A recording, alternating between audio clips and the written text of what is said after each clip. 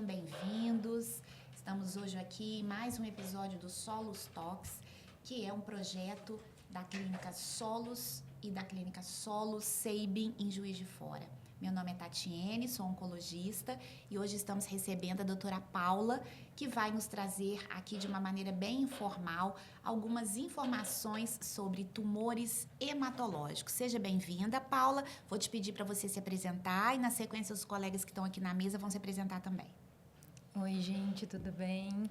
Obrigada pelo convite. Sou a Paula Uti, sou médica hematologista. Tenho formação aqui em Juiz de Fora, pela Universidade Federal de Juiz de Fora, a especialização em hematologia e clínica médica. Trabalho hoje na equipe da Solos Sabin, além de trabalhar em outras instituições, como Instituto Oncológico e Hemominas. Então, hoje a gente vai ter um bate-papo bem interessante sobre as neoplasias hematológicas, cheio de dúvidas, né? Comuns. Perfeito. Eu sou Tereza Fernandes, eu sou cirurgiã geral e bariátrica. Eu acho que esse assunto tem tudo a ver com as dúvidas que a gente recebe, inclusive, no consultório, né? Eventualmente, para tratar cirurgicamente alguns desses pacientes. Eu sou Leonardo Calimã, sou ginecologista, cirurgião ginecológico e trabalho na Clínica Solos. Paula, vamos começar, né? O que é o tumor hematológico? Então, vamos lá. Os tumores hematológicos são doenças que acometem ou tecido linfático ou medula óssea, e aí, com medula óssea, todas as células de linhagem dessa região. Então, podem ser tumores geralmente sólidos, mas que são da linhagem linfática, então adenomegalias ou as ínguas, que a gente chama popularmente, aumento de baço e às vezes fígado, ou só quando a gente tem uma falência daquela medula óssea, então eu tenho uma anemia grave, uma neutropenia grave, que é a falência, e aí o paciente começa a ter infecções de repetição e plaqueta baixa. Então, são doenças neoplásicas, né? Tipo, é um câncer, tem que ser tratado e que acometem esses tecidos. Acho que é importante, você falou da questão do... eu até falei que a gente trata cirurgicamente, mas, na verdade, a maioria das vezes a gente não trata. A gente faz o diagnóstico, né? Faz uma exérese do material, retirada do material. Você falou aí a questão das ínguas, né? Isso é algo bem frequente, né, de aparecer no consultório, às vezes o paciente com uma íngua. E quando é que essa íngua, não é toda íngua que é câncer, né, gente? Para começar a conversa, não é toda íngua que é câncer.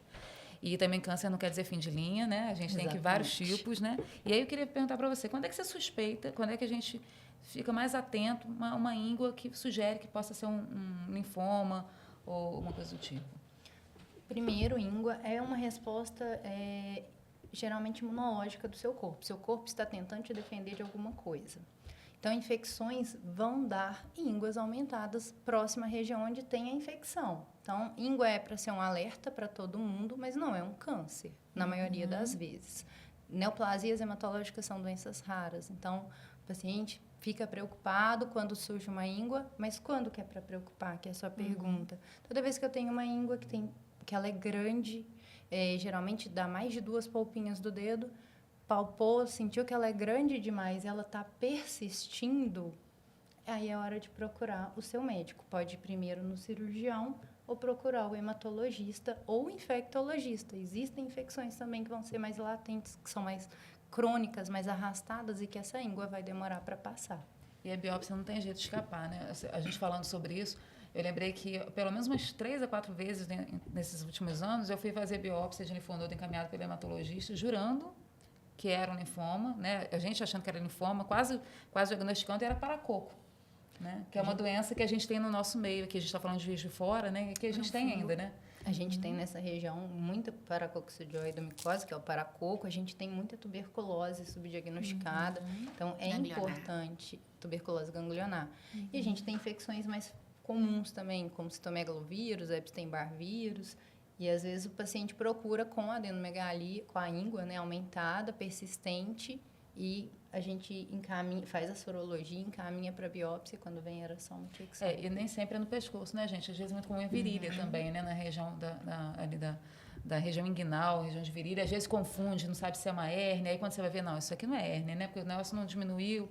E assim, e quando você tem esse tipo de situação, por exemplo, uma dessas lesões do pescoço ou da região inguinal, você acaba tendo que pesquisar se tem mais algum lugar. É isso? Exatamente. Aí a gente, primeiro no exame clínico, quando você procura o seu médico, a gente vai examinar, vai fazer palpação das cadeias palpáveis e a gente pede exames complementares como tomografia, por exemplo, que a gente consegue ver E tem ínguas internas, né? Que não pra são gente ver vistas no exame físico, exatamente, né? que a gente vê no tórax e no abdômen também, que eu não consigo palpar. Esse tipo de tratamento, assim, eu já vou entrar um pouquinho, normalmente são os linfomas, né? Porque acho que são dois grandes grupos, né? Os linfomas e as leucemias, né? E são muito diversos. A gente que é médico, mas não é especialista, a gente recebe, às vezes, uns laudos super detalhados, muitas vezes imunohistoquímica, e aí o paciente, às vezes, quer saber como é que vai tratar. Já resolveu só com a cirurgia? Não resolveu? Vai ter que fazer quimioterapia, radioterapia? É uma variedade enorme, né? Mas quando a gente fala desses linfomas, particularmente, a maioria deles tem algum tipo mais prevalente, assim, o prognóstico. O que é prognóstico, gente? O que você espera da evolução, né? Prognóstico bom quer dizer que é uma doença que normalmente responde bem ao tratamento, né? Que você tem uma chance grande de cura e tal. Dos linfomas, tem tipos mais comuns? Como é que são, mais ou menos assim, os tipos mais frequentes? Eles têm bom prognóstico? Em geral, sim, tem bom prognóstico. A gente separa os linfomas em dois grandes grupos, os Hodgkins e os não Hodgkins. O Hodgkin, geralmente, a gente vê mais em pessoas jovens, tem bom prognóstico, na maior parte das vezes, tem tratamento com objetivo de cura. O não Hodgkin, a gente fala que é um mundo à parte, não tem como eu caracterizar com uma palavra só esse grupo de doença. Subentidades dentro de uma entidade, né? Exatamente. Então, a gente tem desde doenças muito agressivas a doenças muito tranquilas, que geralmente não vão levar o paciente a tratar imediatamente. São aquelas insidiosas, né? Aquela coisa insidiosa. Latente, que vai evoluindo bem devagar, que às vezes em algum momento o paciente vai ter que tratar, mas não no momento do diagnóstico. De repente eu tenho uma íngua muito grande, fechei o diagnóstico de um linfoma, por exemplo, folicular, um tipo de linfoma não Hodgkin. Mas não necessariamente eu vou ter que tratar se aquele paciente não tem nenhuma sintomatologia clínica. Eu posso acompanhar o meu paciente. O linfoma não Hodgkin, a gente fala que ele é como se ele fosse uma leucemia, só que está fora da medula óssea. Então, na leucemia, a gente também tem a leucemia aguda e crônica, e a crônica também tem essa característica. A leucemia linfóide crônica também tem essa característica. Nem sempre, quando eu faço o diagnóstico, significa que eu tenho que tratar. E na leucemia linfóide crônica, muitas vezes, eu tenho muitas ínguas também.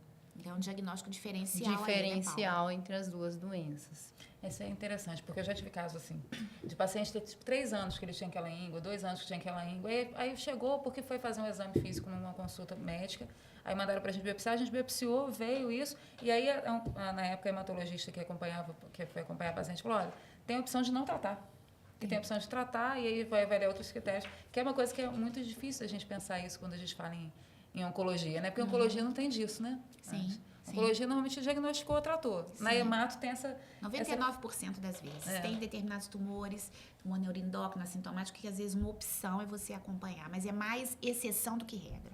E na hemato você tem esse grupo. A gente tem esse grupo. De Por pacientes, quê? né? Porque a doença não está ocasionando nenhum dano para o paciente. Às vezes aquela íngua gerou preocupação, mas nada além.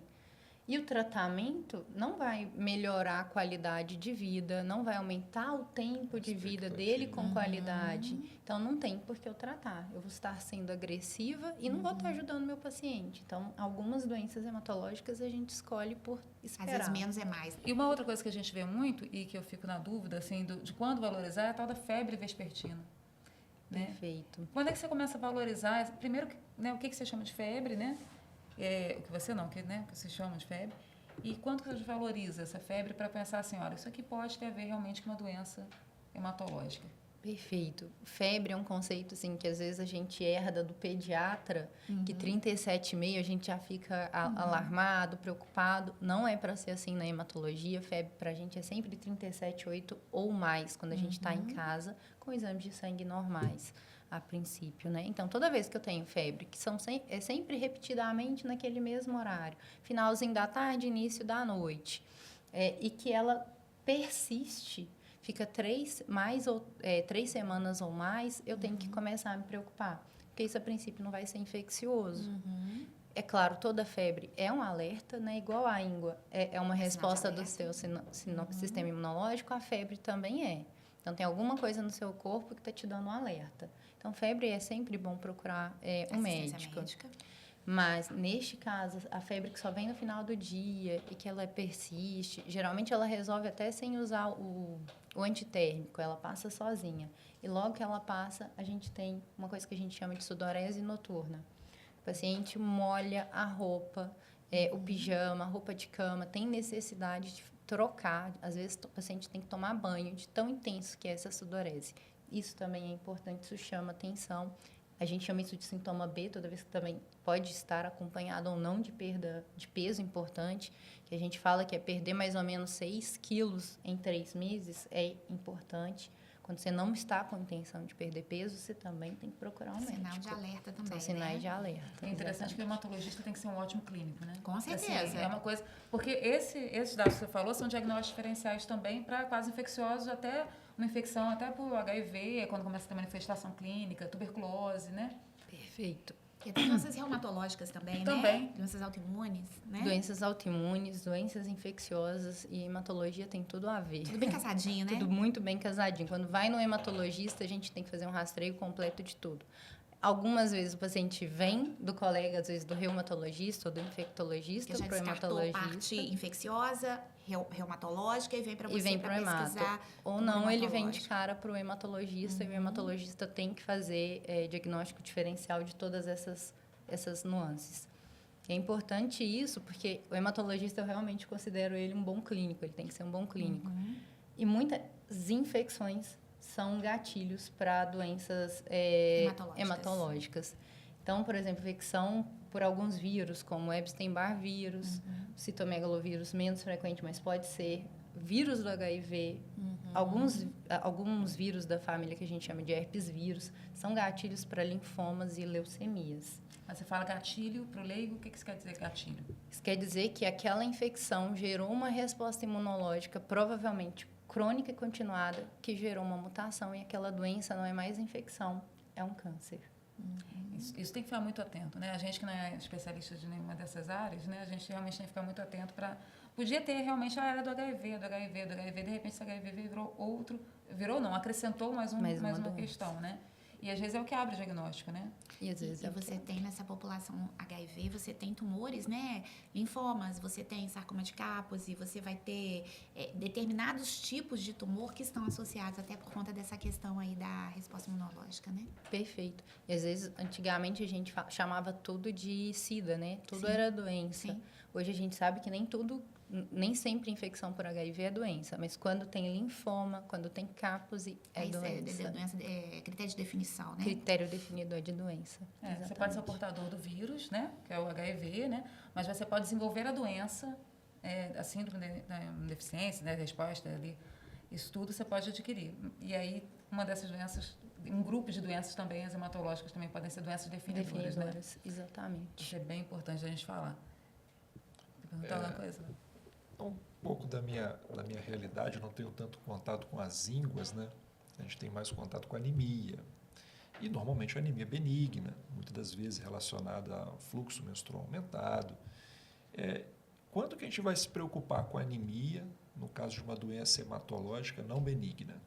Perfeita pergunta. Adorei a pergunta. Anemia, às vezes, a gente tem que separar ela em 2 grupos, quando a anemia é doença e quando a anemia é sintoma.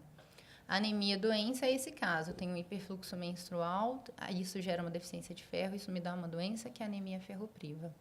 Então, eu tenho um motivo. Agora, quando eu não tenho motivo, eu não tenho um hiperfluxo menstrual, eu não tenho sangramento em nenhum outro local, eu tenho uma alimentação rica, tanto em ferro quanto B12 e folato, eu não tenho doenças endócrinas, por exemplo, hipotireoidismo, diabetes, eu não tenho problema renal e tenho uma anemia persistente, eu tenho que procurar um médico para tentar investigar.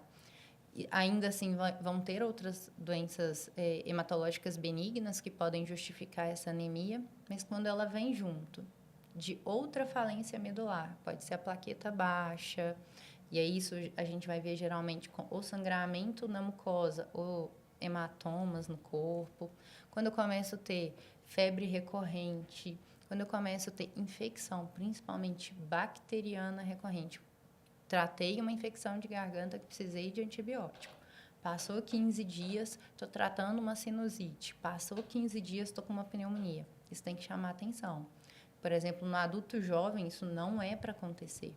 Nem na criança em idade escolar. A criança na idade escolar troca vírus. Não é para estar sempre com a infecção bacteriana. Então, quando eu tenho casado... Emagrecimento também, né? Perda de perda peso. de peso. Quando tem casado esses sintomas, eu fico mais atenta para a doença oncohematológica. Isso independente da faixa etária, né? Independente da faixa etária. Para todo mundo vale essa regra. Você falou uma coisa em relação... A gente até funchou um pouquinho, mas é só para aproveitar o ganho. Você falou da anemia, questão de consumo, né? De alimentação. E como prevenção, a gente está aqui com o ginecologista, cirurgião, a oncologista que trata, né, os tumores sólidos e todos os outros. O que você recomendaria para uma boa alimentação? O que deveria estar incluso nessa boa alimentação para prevenir a anemia durante um tratamento nosso? Por exemplo, a gente faz bariátrica. Bariátrica dá nada para ter anemia por outros motivos também, né? Mas, de modo geral, a gente faz cirurgia, às vezes, que tem uma perda volêmica, um trauma, alguma coisa, perdeu bastante aquele período, uma coisa aguda, né? No caso da gineco, a mesma coisa, né? O que você recomenda de... você falou aí já alguma coisa de vitamina B, folato. Então, assim, como é que você recomenda essa reposição? Que seria o ideal para que nós já fizéssemos isso no nosso dia a dia? Ideal para todo mundo é ter uma dieta balanceada, né? A gente ter tanto vegetal quanto proteína. A gente vive a era... a gente está vivendo muita gente virando vegano ou vegetariano, isso às vezes atrapalha um pouquinho o nosso curso, mas desde que a pessoa faça a reposição não tem problema. A gente sabe que a carne vermelha, que a carne, né, a proteína, ela é a maior fonte de ferro. Então não tem... eu amo vegetal, eu gosto muito de folhas verdes escuras, ela até tem ferro, mas a minha absorção... Mas o brócolis não vai substituir a carne no quesito ferro, né? Não vai, a absorção é prejudicada. Então não adianta eu tentar trocar. Então tem que ser uma dieta balanceada. A B12 é só origem animal, não tem folha nenhuma que vai ter. O folato é folha, tem que ter, por isso que tem que ter a folha também. A gente vê que criança hoje tem muita seletividade alimentar e às vezes não come folha nenhuma, tem que ter. Tem que ter um folatinho ali.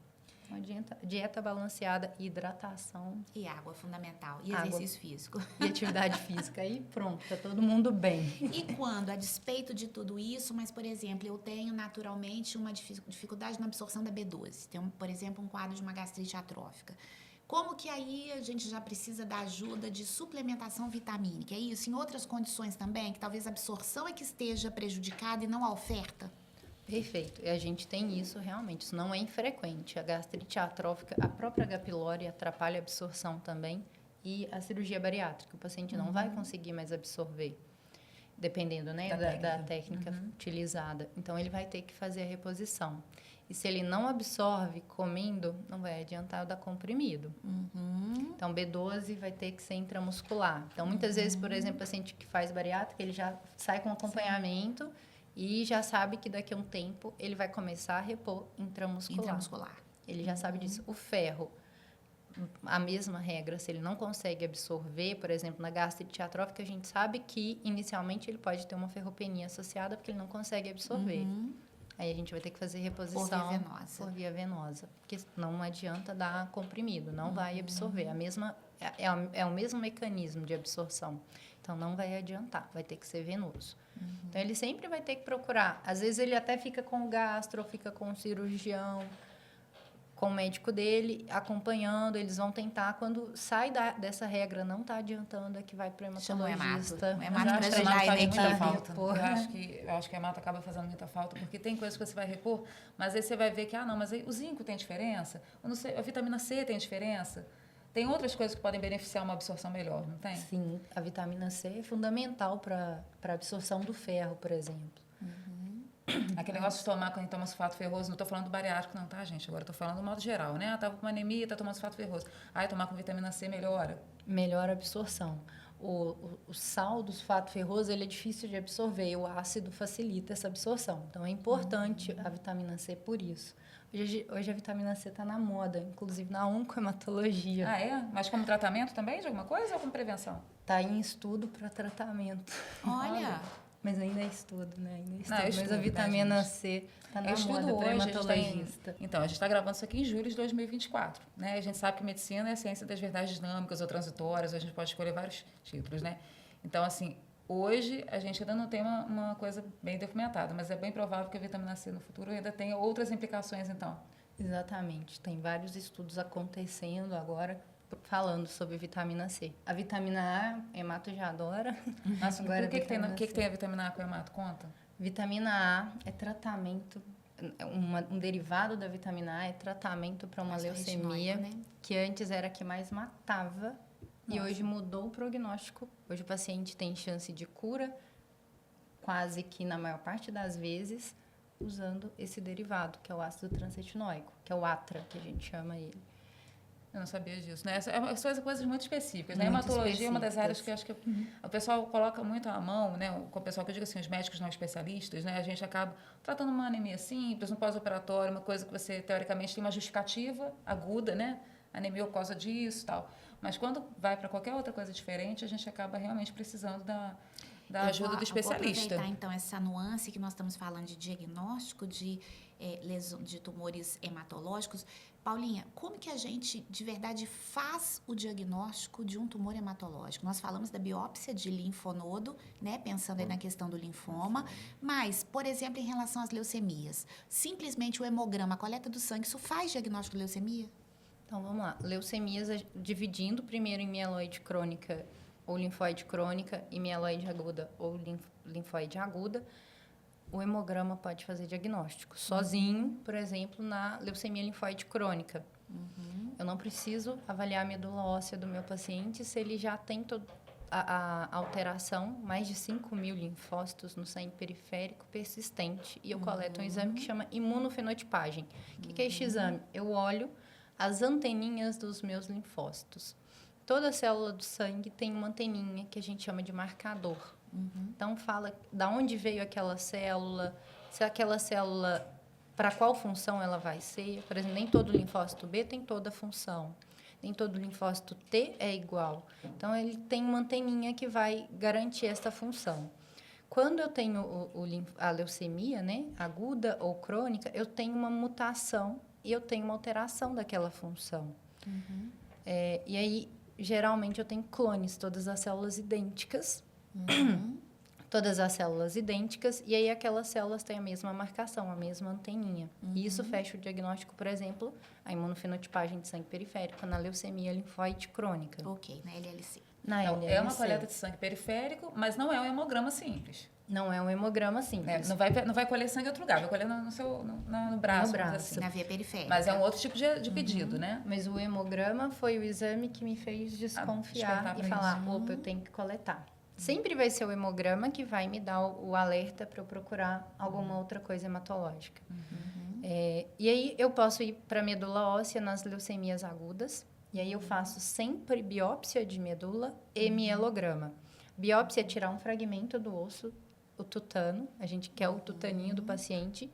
E o mielograma, eu aspiro aquele sangue e faço uma lâmina e olho as E células. geralmente, Paulinha, essa biópsia de medula óssea, esse mielograma, quais são os ossos, vamos assim dizer, que o hematologista mais busca para coletar a amostra da medula?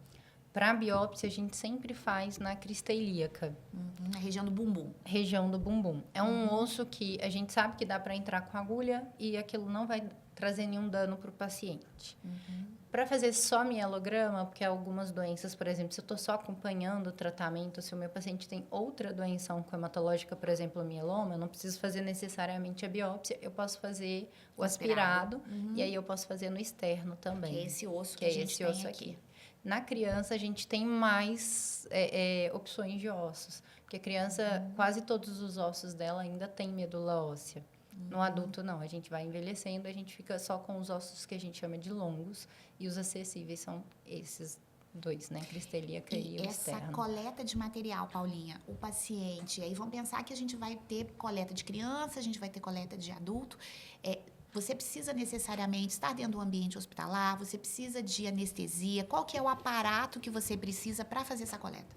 Para a criança, eu prefiro o centro cirúrgico com anestesista para fazer uma sedação na criança, porque a criança não consegue entender que aquilo é necessário para o diagnóstico dela, para o tratamento.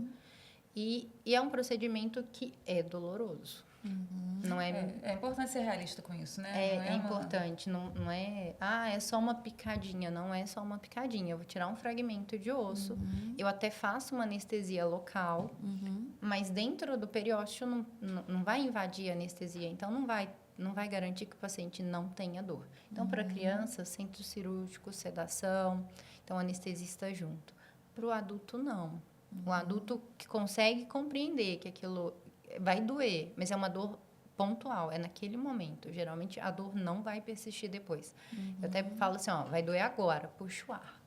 Que é a hora que eu tô tirando o fragmento. É bem rapidinho, né? É bem rapidinho. Eu tiro a agulha, eu pergunto pro paciente, tá doendo? Ele fala, não tá doendo mais. E geralmente é isso que é a regra. Não dói depois, mas na hora dói.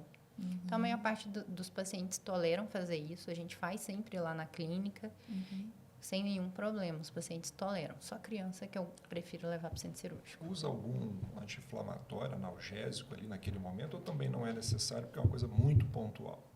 Não é necessário, mas tem paciente que tem um limiar de dor maior, então a gente faz para esse paciente. O paciente já vira e fala assim, ó, eu não aguento, tudo para mim dói mais. Eu já peço, às vezes, até para tomar o remédio antes de chegar. Porque ele já chegou, o remédio já está atuando, e aí eu E faço o dependendo do procedimento. perfil do paciente, às vezes um paciente muito idoso, que talvez já tenha um osso um pouco menos rígido, né, por conta de osteoporose. Esse paciente, esse vozinho, essa vozinha, podem também fazer ambulatorial ou você prefere que isso seja feito dentro do centro cirúrgico? Esse procedimento acarreta, por exemplo, algum risco para esse paciente? Então, o vozinho geralmente é o paciente que mais tolera fazer ambulatorial. Eles são os que menos reclamam de dor, geralmente. Até, não sei se porque esse osso está menos calcificado, mais né? poroso, é mais fácil quebrar. Ele sente menos a hora que eu estou quebrando o fragmento. Então, ele sente menos dor e esse paciente tolera. Qual que é o risco do procedimento? Não dá para falar que é um procedimento isento de risco. Não existe isso, né? Então, eu sempre peço para o meu paciente não ficar imóvel depois do meu procedimento. Ele fica deitado alguns minutos só de repouso e logo depois eu peço para caminhar, que é o risco de todo procedimento cirúrgico. Mesmo meu não sendo extenso, eu peço isto para o paciente. E qualquer alteração que ele tiver em casa, eu peço para ele me ligar, para me falar o que ele está sentindo. No geral, o paciente não tem nenhuma intercorrência grave, só dor em raros casos. Ok. E esse material, uma vez coletado pelo hematologista, vai ser encaminhado, então, para o laboratório de patologia, vão ser feitas pesquisas específicas. Qual que é o caminho que esse material percorre depois, Paula? Então, biópsia vai para o anatomopatologista, né?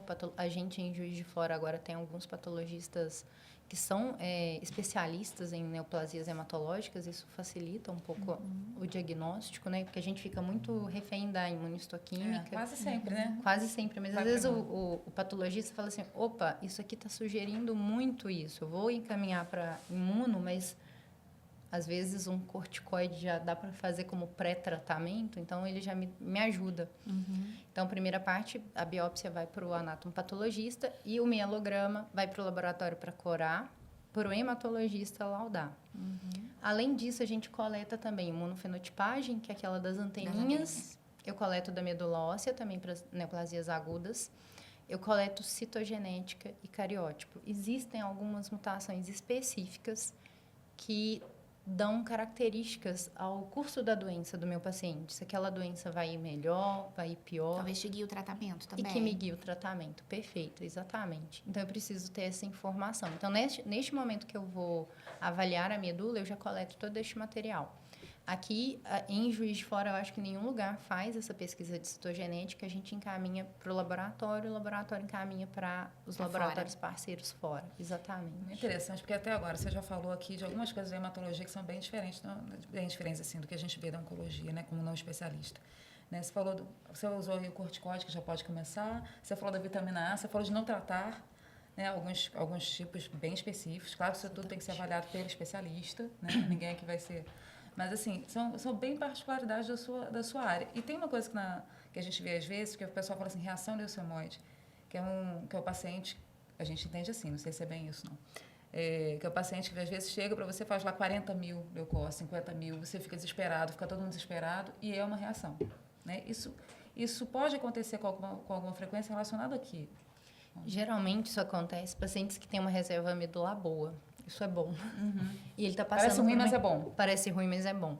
E ele está passando por uma infecção, geralmente, uma infecção grave, e que está fazendo um gatilho na medula óssea, falando assim, ó, a gente chama isso de citocinas. As citocinas chegam lá na medula e falam assim, ó, medula, libera mais leucócito. Mais trabalhadores, mais né? trabalhadores, Para porque a combater a gente... infecção. Tá difícil, a gente precisa acabar com essa bactéria, a gente tem que se livrar logo dessa infecção. E a medula entende o recado e libera essas células para o sangue. Geralmente são neutrófilos, e aí a gente vê um desvio, que a gente vê umas células um pouco mais jovens, não tão maduras, mas que são capazes de exercer aquela função no sangue periférico. E elas vão fazer essa função. Isso é uma resposta boa, mas é porque o paciente está num quadro ruim, grave, geralmente, né, numa infecção, mas significa que a medula dele está muito bem. Ele tem uma Tá saúde... tentando fazer o trabalho dela. Ela está parte respondendo à dela. altura o estímulo que ela está recebendo. Ô, Paulinha, e ao contrário, quando você começa em exame de sangue, a ver que os glóbulos de defesa, que eles estão, ao contrário, em queda. Isso é sinal de alerta? Isso sempre é sinal de alerta. Por exemplo, na infecção, né, a gente sabe que isso é critério de gravidade. Primeiro, a minha medula não está dando conta. Essa infecção vai acabar com o meu paciente se eu não ajudar meu paciente. Porque as células do paciente não vão dar conta sozinha. Então, isso é critério de pior prognóstico.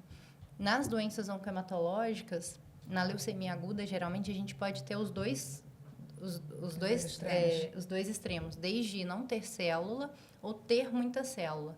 Só que essas células não têm função. Então, não adianta eu ter quantidade. Tem que ter qualidade. Tem que ter qualidade. E aí, nas leucemias agudas, quanto mais, pior. Nas leucemias agudas. Nas leucemias crônicas, não vale isso. Então, eu sempre vejo muito nas leucemias crônicas, sempre muito leucócito.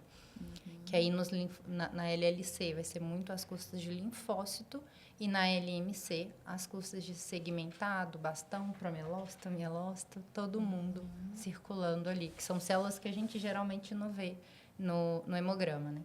Circulando. E quando a gente fala em cura, assim, a gente quando fala em criança, eu lembro disso, de muito tempo atrás, que o percentual de cura numa leucemia numa criança é muito alto, né? É muito alto. E no público adulto? Então, aí Depende de muita coisa. Depende de qual é o diagnóstico, desses fatores prognósticos que a gente coletou lá na citogenética, se eu tenho uma terapia-alvo para aquilo ou não. Então, LLA, criança, a gente tem uma taxa de cura altíssima. LLA é a linfóide aguda, a leucemia linfóide aguda, que é a da criança, é o câncer mais frequente na infância. Então, tem uma alta taxa de cura. Aí, geralmente, a gente tem uma incidência muito alta na infância, e aí a gente depois cai. O adolescente pode ter também um novo pico e depois no idoso. LLA no idoso? LLA no idoso, o prognóstico é pior. Então, a chance de cura é menor. Toda vez que eu chamo meu paciente para tratar e eu já tenho todas essas respostas sobre algumas mutações que vão pior ou vão melhor, eu deixo isso claro para ele. E aí eu digo, olha, não vai ser fácil, mas o nosso tratamento só tem um intuito na leucemia aguda. É a cura. Leucemia aguda, a gente sempre está buscando cura. É claro, se meu paciente não tem condição de receber o tratamento, porque o tratamento é tão agressivo quanto a doença. E às vezes ele pode ser mais, se o meu paciente não tem uma estrutura física para tolerar. Então, o meu tratamento não vai ser cura, mas o meu paciente e a família do meu paciente vai estar ciente disso. O meu tratamento vai ser para dar qualidade. Na leucemia mieloide aguda, a gente quase não tem isso na criança. A gente pode ter um pouquinho na faixa etária um pouco mais jovem e o prognóstico também não é bom. E eu tenho depois no adulto, em que a minha taxa de cura volta a subir. Na mieloide, a taxa de cura é maior no adulto idoso.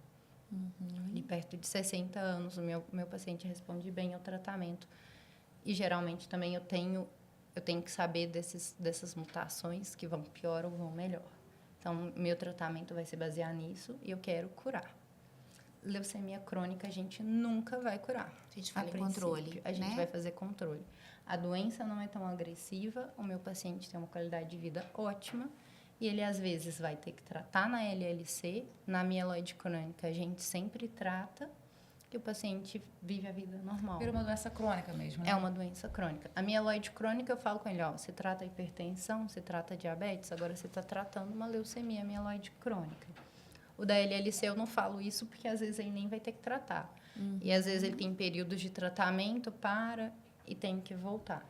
O paciente imunossuprimido por outros motivos, por exemplo, o paciente que fez um transplante, alguma coisa assim, ele tem fator de risco para alguns desses tipos, não tem também? Ele tem fator de risco para leucemias agudas e linfomas. Toda doença autoimune aumenta risco. Pensa, o autoimune, tudo que é autoimune envolve linfócito, resposta linfocitária, principalmente de linfócito T, que vai gerando insultos e aquilo vai gerando uma replicação de um outro linfócito ativa ou da mesma classe, da mesma linha B ou T, e aí aquilo vai gerar uma doença, pode gerar um gatilho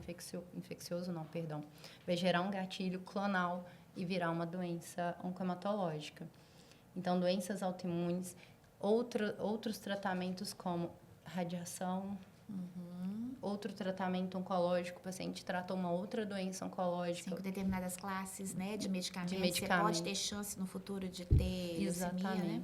Exatamente. Então, tudo isso é importante. Quando o paciente vem para a gente para fechar o diagnóstico, ou vem com uma clínica que a gente suspeita desse diagnóstico, a gente tem que coletar todos esses dados que são importantes. É o que a gente falou no começo, né? O hemato tem que ser um ótimo clínico, né? Para entender de muita coisa, porque ele não entende só do hemato, ele tem que entender do grupo. E tem que ter a suspeição, né, do médico que está encaminhando, né? Olha, tem alguma coisa aqui que não está legal. Eu repetir, às vezes é um erro laboratorial, às vezes é uma condição aguda, mas é uma coisa que está persistindo, né? O que será que está acontecendo?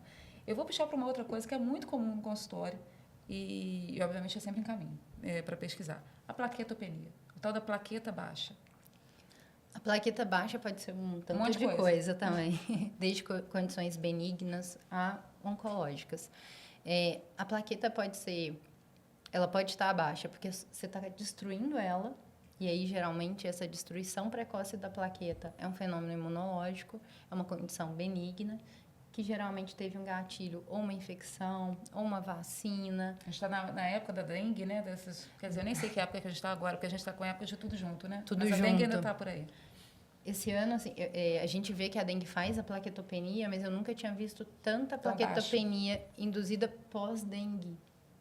Naquela hora que o paciente começa a criar um anticorpo, ele, além de criar um anticorpo contra o vírus da dengue, ele destrói a plaqueta própria. própria. Começa a destruir a plaqueta. O anticorpo dele entende que aquele fragmentinho que é a plaqueta também é vírus e começa a destruir a plaqueta.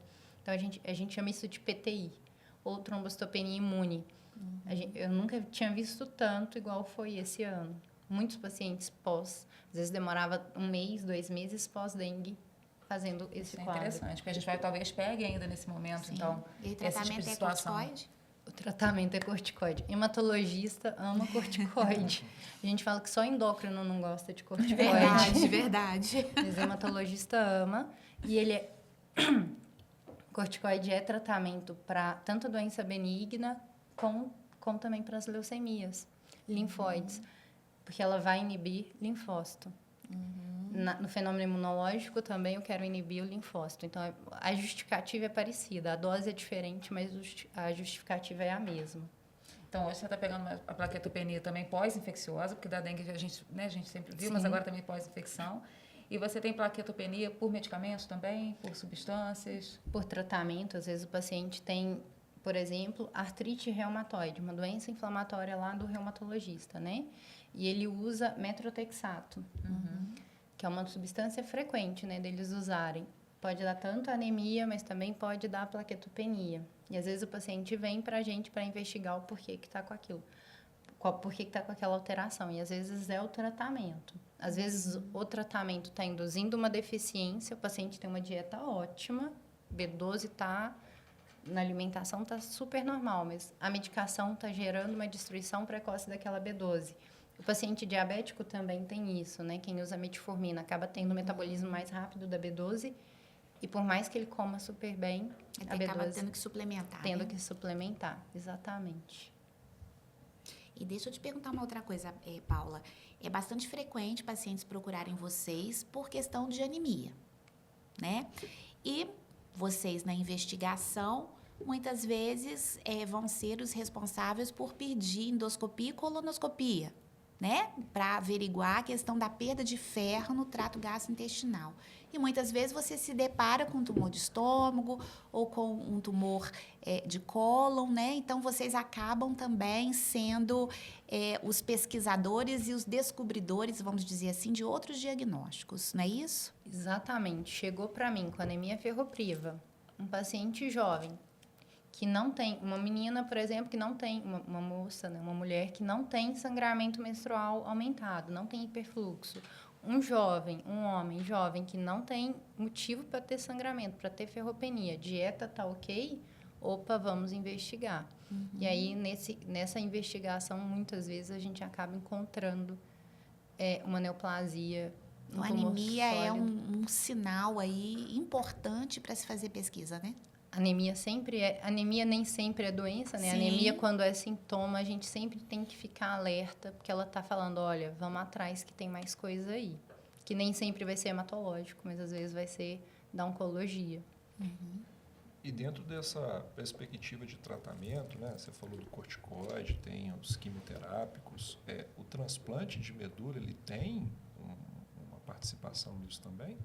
O transplante é quase assim, ele não é sempre recomendado, mas toda vez que ele é recomendado, ele muda o curso do paciente, né, daquele prognóstico. Então, a gente tem algumas indicações. Toda vez que a minha doença é de pior prognóstico, o transplante entrou no tratamento imediatamente. Então, eu tenho uma mutação ruim que garante que aquela doença vai recorrer, eu não vou conseguir curar, eu coloco o transplante no jogo. Faz parte do tratamento. E aí, nas leucemias agudas, com exceção de uma que chama pramelocítica, que é o da vitamina A, todos os transplantes são de doador, não é o próprio paciente que se doa, a gente chama isso de alogênico. Então, faz parte do tratamento. Se eu chamei de pior prognóstico, o transplante entra junto. É claro, a gente tem outras terapias juntas que vão vir antes do transplante para garantir que aquela doença tenha o menor número de células doentes circulando, para o meu paciente estar melhor na hora do transplante e receber.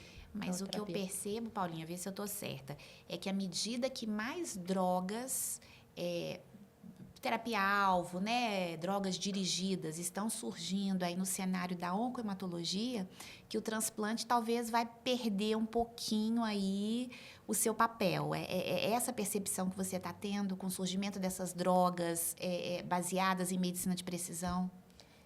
A ideia é essa. A gente ainda não consegue não incluir o transplante, porque a gente ainda não tem a resposta de que este tratamento vai garantir uma resposta prolongada. Então, se eu ainda chamei ele de pior prognóstico, mesmo eu dando uma terapia-alvo, muitas vezes o transplante ainda vai entrar. Algumas situações já não entra mais, né? Por exemplo, a leucemia mieloide crônica, até pouco tempo não tinha o tratamento-alvo. Então, o paciente fazia quimioterapia igual a leucemia aguda e transplantava. Hoje a gente não fala praticamente nisso mais. Chegou imatinib e mudou a história natural. Mudou a história natural da doença, que é uma terapia-alvo. Então, a gente até acredita que isso vai acontecer também com as leucemias agudas. A gente já tem terapia-alvo na leucemia aguda, tanto linfóide quanto mieloide, mas a gente ainda não jogou o transplante, descartou ele de vez. Ele vai ter o papel dele, ele né? Ainda vai mas ter o papel dele. talvez num cada futuro vez próximo menos seja indicado, menos, né? Cada vez menos indicado. No futuro. E fala para nós um pouquinho, nós não conversamos sobre mieloma. Falou em transplante, lembrei de mieloma. Vamos falar um pouquinho de mieloma. O mieloma é uma doença que todo hematologista, oncohematologista ama, não tem como não amar. É outra doença que a gente trata com corticoide. Então, tá vendo? O hematologista gosta muito de corticoide. Ele é uma doença que sofre um clone, uma célula muito importante, que é o plasmócito. Quem é o plasmócito? A célula que gera anticorpo. Uma célula super importante, né? De repente, aquela célula sofre uma mutação. Em vez de criar um anticorpo, ela cria uma proteína doente. Este é o problema, proteína doente. A gente chama ela de proteína M. Essa proteína M, ela gera um processo inflamatório que vai gerar um gatilho no osso, que começa a ter uma aceleração do processo de destruição óssea. Então, eu tenho um desbalanço. A gente brinca que o osso, todo dia, a gente constrói e destrói, constrói e destrói. Quando eu tenho proteína M, eu não estou construindo na velocidade que eu estou destruindo. Então, meu osso fica frágil. Então, meu paciente, muitas vezes, tem fratura óssea antes de ter outro sintoma. Essa proteína deposita no rim e gera dano renal. Então, meu paciente também vai ter disfunção renal. E essa célula, o plasmócito doente, que sofreu essa mutação e criou essa proteína, ela começa a se proliferar dentro da medula óssea. E ela tira o espaço das outras células. Então, tem imunodepressão. Tem imunodepressão. Então, eu tenho anemia, posso ter a plaquetopenia, posso ter a leucopenia, mas geralmente a anemia é o primeiro sinal. E aí eu tenho disfunção renal, destruição óssea com fraturas, dor. Geralmente é o paciente que vai primeiro no ortopedista. Ele tem um colapso de vértebra com, às vezes, compressão medular nervosa ou compressão de raiz nervosa, vai primeiro no ortopedista. O ortopedista faz o exame e fala, opa, isso é fratura. Faz um hemograma, vê a anemia e fala assim, você tem que ir para o hematologista. Hematologista correndo. Vai para o hematologista. Ou vai para o nefro, porque de repente começou a ficar inchado, não está conseguindo. Função renal pior, Função né? renal pior. O nefrologista começa, que é outro clínico maravilhoso, Exato. né? Eu ia falar isso. Começa o rastreio e aí, quando vem do nefrologista, já vem tudo pronto. O hematologista só tem que fazer o mielograma para fechar o diagnóstico. Geralmente é assim. O mieloma é uma doença. E tem uma faixa etária, assim, de predileção. Geralmente são pacientes mais idosos. A gente tem um discreto predomínio para homens. E geralmente, no Brasil, a gente não tem etnia de predomínio, né? A gente vê isso fora do Brasil. Os nossos pacientes não têm este predomínio, mas muito porque a gente é muito miscigenado.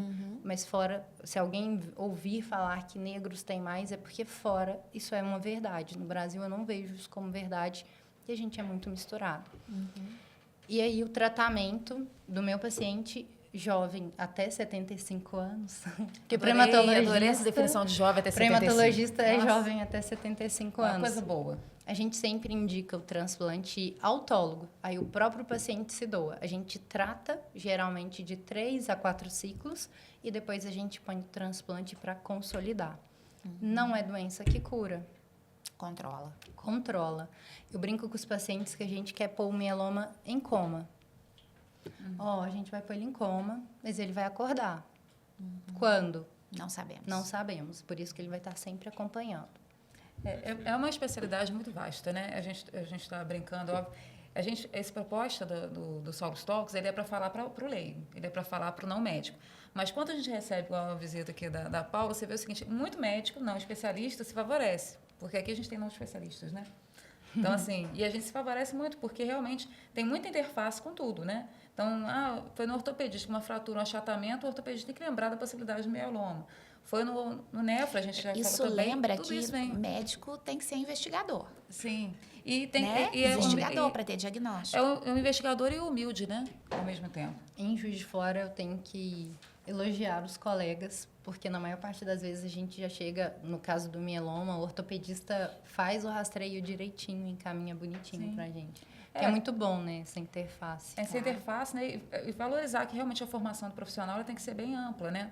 Isso falando agora para eventuais estudantes de medicina que estão assistindo a gente, que não adianta você se especializar no primeiro período em alguma coisa que você sonha desde que era criança, ser pediatra, ser cirurgião. Você tem que estudar bem direitinho o curso todo, aprender, né, A formação a generalista, formação do né? generalista para poder, pelo menos, você não vai saber todas as especificidades que a Paulinha falou aqui para a gente, né? Porque é muita informação e muita atualização. Perfeito. Né? Mas você tem que ter uma noção. E o que você falou também é interessante. A gente não cura muita coisa, mas a gente controla muita coisa. Então, assim, é aquele diagnóstico de doença crônica que muitas vezes, né, na oncologia é uma coisa mais recente, eu imagino, não sei, Tati talvez fale isso. A gente fala assim que uma doença, que câncer de mama com metais ou alguns tipos de câncer com metais viraram doenças crônicas, Sim, literalmente, sim. né? De acompanhamento, de mudanças de protocolo e tal. Isso na hemata é uma verdade para muitas outras situações. Na hemata, Né? o diagnóstico, na hora ali, a gente já fala, isso é crônico, vamos tranquilo.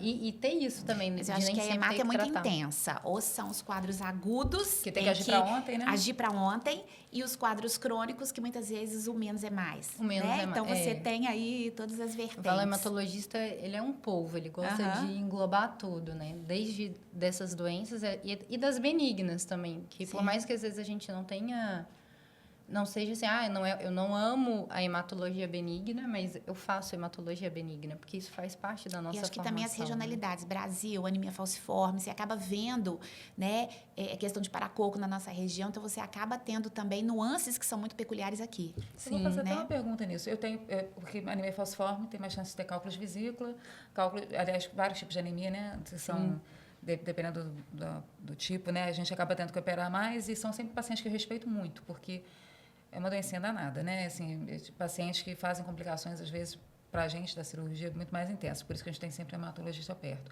Mas a anemia falciforme, por exemplo, ela predispõe a algum tipo de câncer? Não. Pelo fato dela ter daquele paciente ter anemia falciforme, isso não predispõe. Talassemia, anemia falciforme, Não. algumas dessas predispõem a alguma doença hematológica? Doença oncohematológica, oncohematológica? não predispõe. É claro que são pacientes que eu acho que merecem muito respeito, vivem com dor, tem crises de dor, a gente está vivendo... Agora não está tão frio, mas era para ser uma época mais fria. Para eles, felizmente, não está tão frio, porque eles sofrem muito com as crises que a gente chama de vasoclusão, tem muita dor.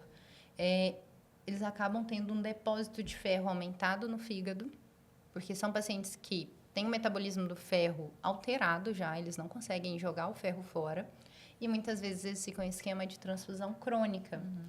A talassemia, a gente fala que tem um grupo de talassemia que é dependente de transfusão também. Talassemia também tem esse metabolismo do ferro errado. Então, eles acumulam ferro. Então, esse paciente tem um aumento de risco de neoplasia hepática no futuro. Se ele, aquela mesma história da doença do distúrbio do ferro isolado, né, genético. Hemocromatose. Hemocromatose. Nesse paciente, não é a hemocromatose, mas ele recebe um acúmulo de ferro ao longo da vida e tem um metabolismo errado, não é um metabolismo correto, e aí aumenta o risco de ter uma cirrose e de ter depois essa cirrose evoluir para hepatocarcinoma. É a única neoplasia que eu estou conseguindo me recordar agora aqui para o falciane. Ele fica mais atento, né? Fica mais atento. Geralmente esses pacientes são acompanhados em hemocentro, a gente fica vigiando o ferro já. A gente tem quelante de ferro, que não é fácil de tomar, nenhum paciente gosta. Mas a gente tem terapia, então eles acompanham por isso. Por isso, pacientes com doença falciforme acompanham no hemocentro também. Acompanhem com seu hematologista, mas vá de vez em quando no hemocentro também, porque aí a gente consegue ver se está tudo certinho. E a gente tem um cadastro também, nacional, de paciente com doença falciforme. Você falou uma coisa, você trabalha em hemocentro, né? Quem que é o doador de sangue? Assim, a gente fala de muita coisa aqui que pode depender do sangue também no final das contas, né? No caso do tratamento das doenças hematológicas especificamente, a maioria você vai tratar com outros medicamentos. Mas a gente tem situações de trauma, tem situações agudas, né? Que o paciente, realmente, o sangue é o que vai ser importante naquele momento. Não adianta você achar que você vai dar altas doses de Noripurum, ou seja lá o que for, porque não vai dar tempo dele recuperar. Então, sangue ainda é importante. Quem que pode doar sangue? Quem pode doar sangue? Hoje, no Brasil, pessoas de 16 a 60 anos, salvo engano, podem doar sangue. Primeira vez, né? Se o paciente já doou, ele tem mais de 60 anos, ele ainda pode doar até 70. O paciente que tem uma doença crônica controlada, por exemplo, hipertensão controlada, pode doar. Diabetes controlado, pode doar. Hipotireoidismo, desde que não seja autoimune, pode doar. Doenças autoimunes não podem doar. Em Minas, paciente que já fez cirurgia bariátrica não pode doar. Todo e qualquer paciente que teve alguma infecção viral recente nos últimos 10 dias não deve doar. Paciente oncológico? Não pode doar, de jeito nenhum. Ou que já tenha tratado para qualquer outra... Acho que, salvo engano, tumor de pele não melanomatoso, né? Isso, que são só os tumores ele do bacilar, que é muito frequente na nossa população, senão a gente teria uma redução drástica de doadores. Se cuidou um câncer de mama ou de ovário, seja lá qual Não for. pode. Não. Independente se já tem 10 anos, 15 Não anos, pode, ele já está... Tudo é pela segurança, né, gente? Tudo Não é tanto pela do doador segurança. quanto de quem vai receber, né? Exatamente. Mas muitas vezes a gente tem uma cartilha para seguir, né, que é um RDC, que é um protocolo nacional. Então, este protocolo ele é tanto para a segurança inicialmente do doador, porque é uma pessoa altruísta ao extremo que vai ali para ajudar outra pessoa. Então, ela não pode sair de jeito nenhum prejudicada. Sim. E, claro, o meu paciente que vai receber está doente. Muitas vezes é uma leucemia aguda que não vai recuperar a medula tão rápido. Ou um paciente que sofreu um trauma e está, por exemplo, precisando de transfusão. aquele paciente precisa daquele sangue. Então, aquele sangue tem que ser seguro para o paciente. A gente tem ainda outras regras, que é tatuagem. Tatuagem não pode? É isso? Recente não, tem que ter mais de 6 meses, perdão. Quem fez há menos de 6 meses não pode. Endoscopia, colonoscopia Qualquer também. procedimento invasivo. meses. Porque todos esses procedimentos, eles oferecem um mínimo, a gente espera que seja um mínimo, né? Porque espera que tenha sido feito com o maior critério, maior cuidado, mas eles têm chance de transmitir algumas doenças infecciosas. Sim, exatamente. E virais, inclusive, né? E assim, a gente teve... Você também é, né, Tati? A gente é da geração que viu lá o filme Filadélfia, lá atrás, né? Quando começaram a falar a questão do HIV e tudo mais, Sim. e como é que isso foi estigmatizado e como é que as primeiras populações que sofreram muito foram as populações que dependiam muito de sangue ou de... Os hemofílicos, né? Por exemplo. Quantas pessoas se contaminaram porque não se conhecia. Então, hoje a gente tem um rigor muito grande na avaliação desse sangue, mas a gente sabe que tem período de janela imunológica. Então, esse tempo, né, que eles pedem é exatamente para, se você tiver tido uma contaminação, isso já vai pegar no exame que é feito no sangue do doador, não é isso? Exatamente. Quando você quer ser doador, por exemplo, sou doadora de sangue, vou lá. Eu vou passar por uma entrevista em que vão ser feitas várias perguntas para tentar pegar esses quesitos de não posso doar agora, vou ter que esperar da exposição um tempo. ser recente. Né? Exatamente. Então, é muito importante não mentir. Porque não é julgamento moral, né? Assim, na verdade, não tem nenhum julgamento. Isso é segurança. Eu ouço isso muitas vezes em consultório, por isso que eu falo, gente. Ali a pergunta não está sendo para ser fofoqueira, para julgar a sua vida, a sua condição, o seu hábito, né, seu estilo, não tem nada a ver com isso. Tem a ver com a segurança de quem vai receber. E outra coisa também para o paciente não ficar apavorado é se ele receber uma ligação do Hemominas ou alguma coisa dizendo que tem que repetir a amostra, ou alguma coisa problemática, porque eu já tive paciente que aconteceu isso, e eles ficaram apavorados. Não fiquem. Isso é um procedimento de segurança. Pode ser, por exemplo, um traço de doença falciforme. Às vezes a pessoa não sabe e tem lá um traço. Que é muito frequente na população brasileira. Muito frequente. Aqui em Juiz de Fora isso é muito frequente também. Então, assim, se você receber essa ligação, não se preocupe. E essa carta, na verdade, é uma carta a gente de fala convocação. Ligação, mas hoje em dia carta de convocação para ir lá e tirar dúvida, né? E, por exemplo, a gente sabe que os testes imunológicos sofrem muita interferência cruzada. Então, às vezes, eu te perguntei, eu já fui triagista também lá no Hemocentro, então eu sei as perguntas mais ou menos, né? Então, se eu te pergunto se você teve alguma infecção recente, ou se você tomou alguma vacina recente, isso é muito importante para esse teste. Então, às vezes, o paciente fala assim, não tomei nada, não tive nenhuma infecção. Eu estava resfriado há 4 dias atrás e veio. E aí dá uma sorologia falso positiva. A gente tem que repetir. O sangue não vai ser encaminhado para o paciente. Até que se esclareça. Então, é preciso esclarecer, porque aquilo pode ser um falso positivo. Então, assim, gente, não se preocupe. Se está tudo certinho, vai lá, porque provavelmente você esqueceu de alguma coisinha na hora do questionário. E a gente precisa repetir este exame para esclarecer. Nossa, Paulinha, é esclarecedor demais. E não adianta ser... Às vezes a pessoa está tão bem intencionada que ela quer doar sangue porque ela tem um parente que está no hospital. E aí vem aquele chamado para a família para doar. E a gente sabe que aquele sangue provavelmente não vai ser para aquele parente, porque tem todo um processo que ainda leva tempo, mas ele vai repor o estoque que está sendo usado para aquele parente que está ali no leito.